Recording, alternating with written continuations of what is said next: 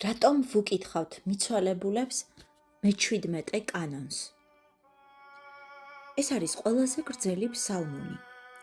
118 ფსალმუნი, რომელიც თითქმის ყველა მუხლში ითხოვს ღვთის მოწყალებას, შეწევნას, ხსნას და საუკუნო სიცოცხლეს, სავსეას სიტყვებით მაცოცხლემე, შემიწყალემე, ნუ და მივიწყებ, რაც ეკლესიამ გარდაცვლილთა სულებისათვის შუამდგომლობის შესაფერის ტექსტად მიიჩნია.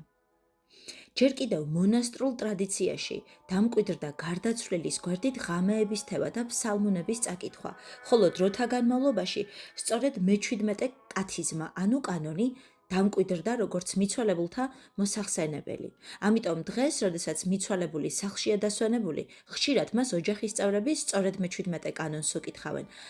მიცვალებულთა პანაშვიდზეც ამ კათიზმის ნაწილები გამოიყენება.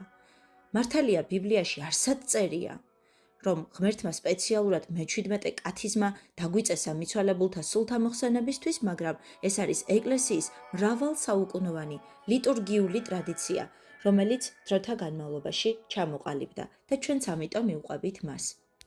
ყოველი შაბათი მიცვალებულთა სულის მოსახსენიებლად განსაკუთრებული დღეა.